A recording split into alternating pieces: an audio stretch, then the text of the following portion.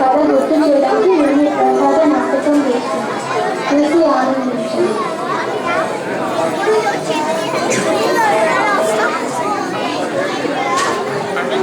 మన పురాణాల ప్రకారం కనక, కనందన, కనాతల, కనకకుమార అని బ్రహ్మ మానసికులు శ్రీ మహావిష్ణువు దర్శనముకు వైకుంఠానికి విచ్చేశారు. వైకుంఠ ద్వారపాలకులైన జయ విజయ మానస పుత్రులను అందుకున్నారు. అందుకు మానస పుత్రులు ఆగ్రహంతో జయ విజయులను భూలోకంలో రాక్షసులై జన్మించమని శపించారు. దాంతో ద్వారపాలకులు మహావిష్ణువుని క్షమాపణ కోరగా దానికి శ్రీ మహావిష్ణువు 7 జన్మలు భక్తులుగా కాను 3 జన్మలు విష్ణువు సోదరులుగా కాను ఉండటం వల్ల శాపము తొలగి వైకుంఠానికి తిరిగి రావచ్చు అని చెప్పారు. అందుకు జయా విజయుడు 7 జన్మలు శివుడు కన్నా 3 జన్మలు శత్రువులుగా ఉంటామని కోరాడు. అందులో మొదటి జన్మ హిరణ్యకశ్యప కుమారుడుగా హిరణ్యకశిపుడు హిరణ్యాక్షుడుగా జన్మించాడు. వరాహరూపంలో ఉన్న శ్రీ మహావిష్ణువు హిరణ్యాక్షుని వధించాడు. ఈ సంగతి విన్న హిరణ్యకశిపుడు బాధపడుతున్నప్పుడు నారద మహర్షి హిరణ్యకశిపుడు సభలోకి ప్రవేశించాడు. ఆ తర్వాత ఏం జరిగిందో రండి చూద్దాం.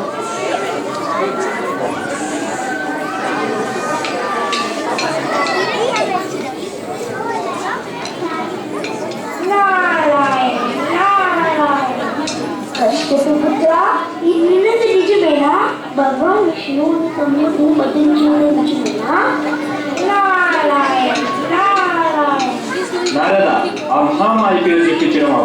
నేను ముందే చెప్పాను, విష్ణువుని వధించడం ఎవరి వల్ల కాదు, నువ్వు నీ సోదరుడు వినలేదు. విష్ణువుని నేను చంపుతాను, కానీ నీ దగ్గర శక్తి యుద్ధానికి కావలసిన ఉపకారం లేదు. మా పితామహుడు బ్రహ్మకి తపస్సు చేసి మెప్పిస్తా, మరణం నేను జన్మని కోరుతాను.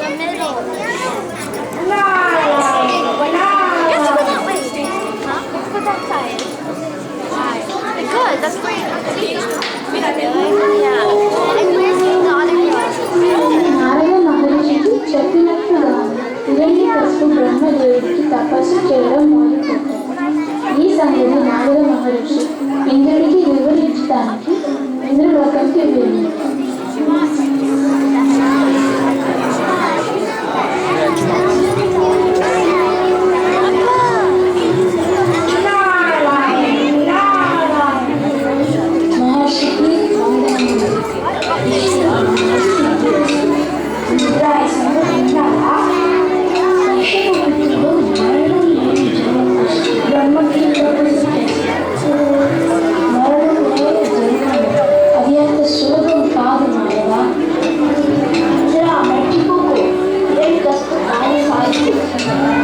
నిజమే, అతని తపస్సు భంగం చేయకపోతే నా ఇంద్రలోకానికి నష్టం చూస్తుంది.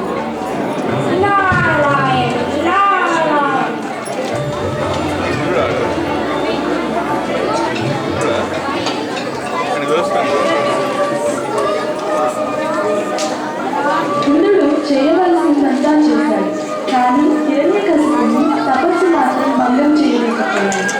అందుకు ఆగ్రహంతో హిరణ్యకశిపుని భార్య గర్భవతి అయిన ఖైదుని ఎత్తుకుని పోవాలని ఆలోచించాడు. అని తెలిసిన నారద మహర్షి ఖైదుని రక్షించడానికి వెళ్ళాడు.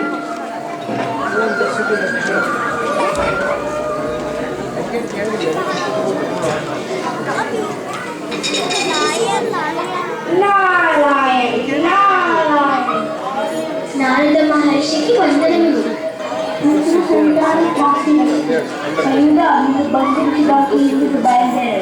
గర్భవతి అని నేను ఎక్కడికి వెళ్ళను, ఇంద్రుడి నుంచి ఎలా తప్పించుకోను? హిరణ్యకశిపుడు తిరిగి వచ్చేదాకా ప్రయాసంలో ఉండదు, అప్పుడైతే ఇంద్రుడిని ఏమి చేయలేదు. ధన్యవాదం మహర్షి. నారాయణ నారాయణ.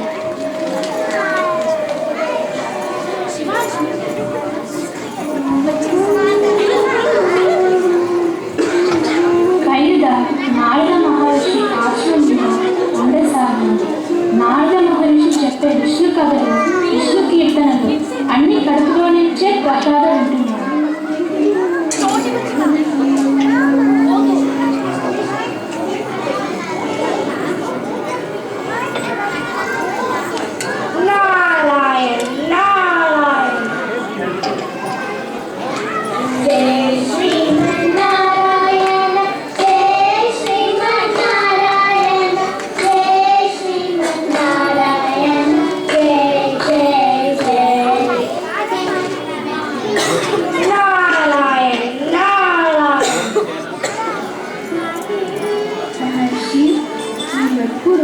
నారాయణ మంత్రం జపం చేస్తాడు. ఎందుకు? నారాయణ అంటే శ్రీ సరస్వతి సకల కోటి ప్రాణులకు రక్షణ.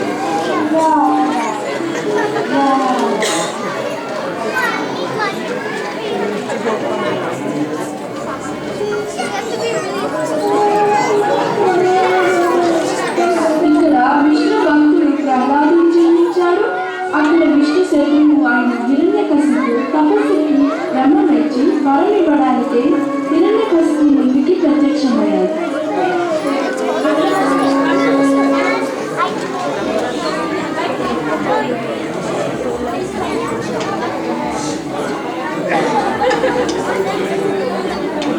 నాయన మీ భక్తికి మెచ్చాను. ఏం వరం కావాలో కోరుకో. ధన్యోస్మి పితామహ, నాకు మరణం లేని జన్మ కావాలి. నేను ఆ వరం ప్రసాదించలేను. మరణం అనేది నా చేతిలో లేదు. నేను సృష్టికర్త మాత్రమే. ఇంకా ఏదైనా వరం కోరుకో. పగలు కాని రాత్రి కాని ఇంటి లోపల కాని బయట కాని గాలి చే కాని జలం చే కాని అగ్ని చే కాని దేవ దాన మానవ సర్ప మృగం చే కాని భూమిపై కాని ఆకాశంలో కాని మరణం లేకుండా వరం ప్రసాదించు తండ్రి. తథాస్తు.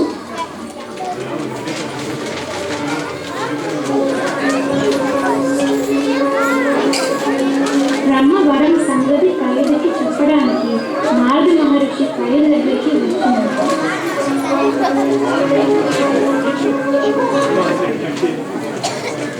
నారాయణ నారాయణ.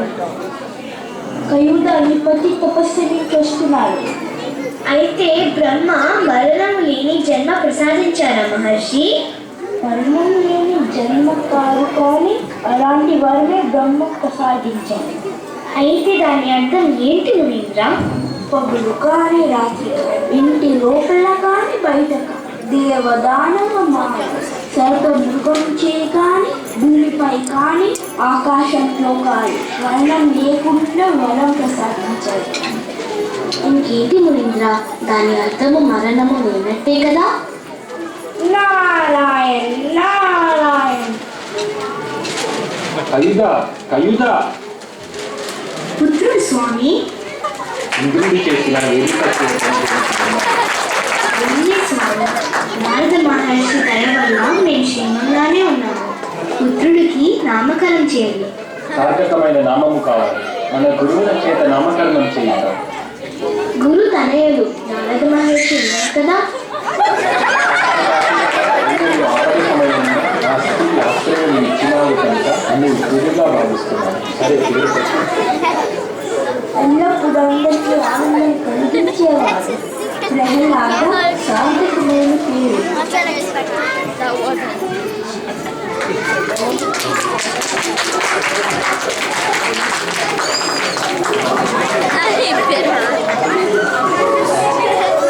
కొన్నాళ్ళ తర్వాత నారద మహర్షికి ప్రసాద్ని చూడాలనిపించి హిరణ్యకశిపుడు రాజ్యానికి వెళ్ళాడు.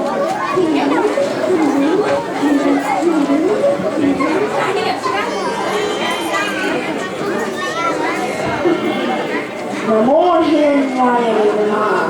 నారద మహర్షికి వందనములు. ఇష్టకామ్యాది సిద్ధిరస్తు. విన్నారా ఇలా చేశావు? ప్రహ్లాదుని చూడాలంటే చూసి వెళ్దామని ఇలా వచ్చాడు. ఎందుకు పెద్ద మందబుద్ధి. కృష్ణపుత్ర, ఈటిని అంటున్నావు? ఏం చెప్పమంటావు? వయసుకు తగ్గట్టు ఆటలు లేవు, అల్లరి లేవు. మూల కూర్చుని తనలో తానే మాట్లాడుతూ ఉంది.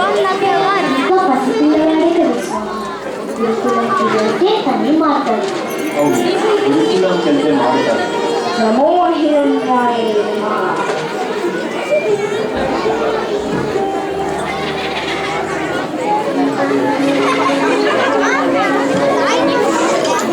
అలా ప్రహ్లాదుడు గురుకులంలో చేరాడు. అక్కడ ఏం నేర్చుకున్నాడో చూద్దాం.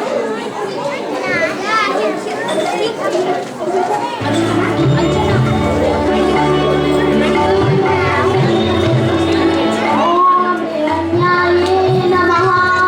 ఓం నారాయణాయ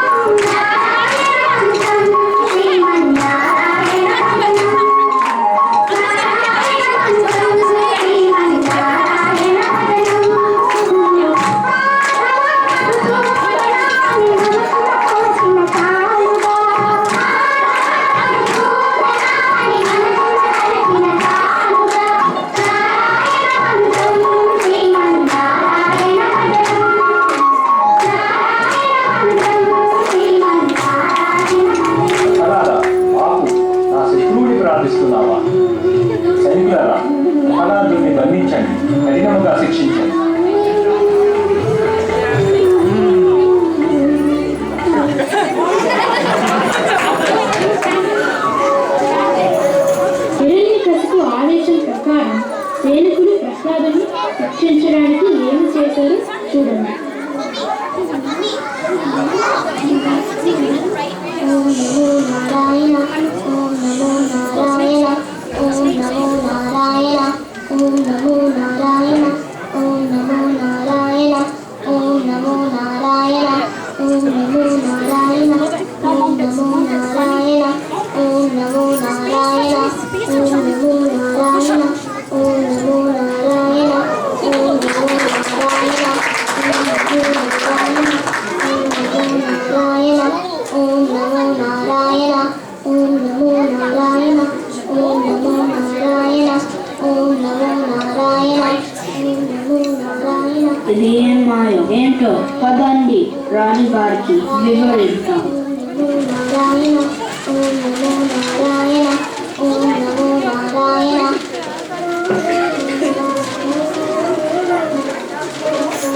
సైనికులు ప్రహ్లాదుని శిక్షించడానికి ప్రహ్లాదుని అగ్నిలో వేశారు, కొండల మీద నుంచి పారేశారు, ఇంకా కాములతో కాటేయించారు. కానీ నారాయణుడి దయ వల్ల ఏమీ కాలేదు. అందుకు సైనికులు హిరణ్యకశిపునికి ఈ సంగతి వివరించడానికి ప్రహ్లాదుని తీసుకుని వెళ్ళారు.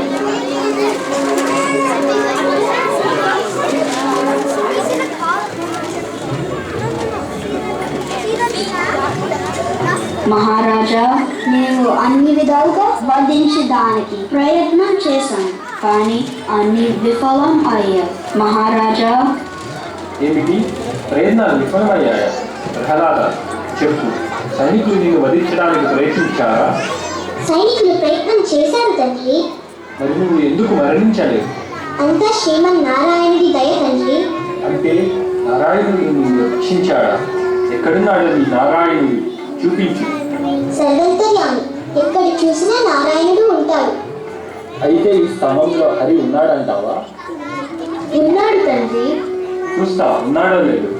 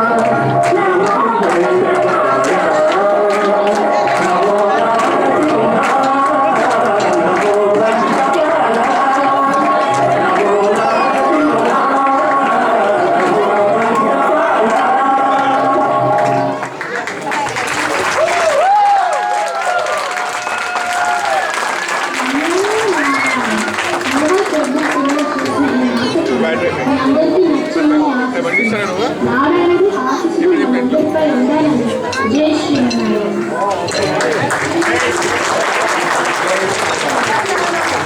Phenomenal job, kids. Please give them another round of applause. We would like to thank Swati Andy for putting a great deal of effort towards this skit. She did the audio, she helped the kids prepare. She did an amazing job. Please give her a round of applause.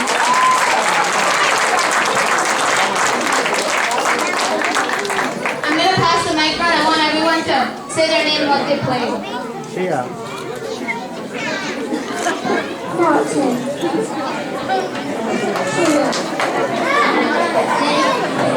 Fire and mountain. I played mountain. Vishwakanarayana. My name is Abhinav and I played mountain.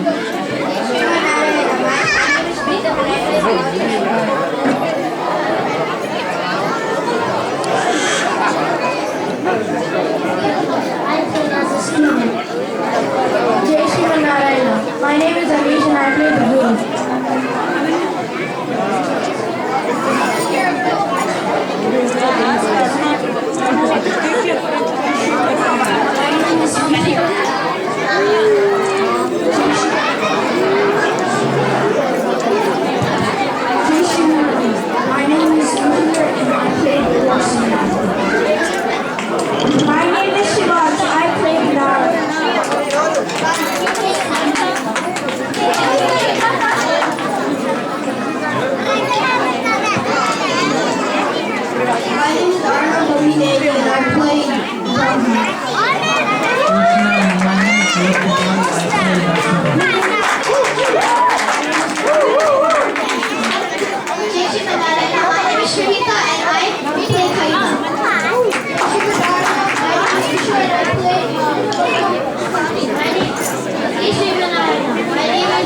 and I played at the Manana. My name is Luigi and I played at the mountain and garden. My name is Kartikeya and I played as a guard and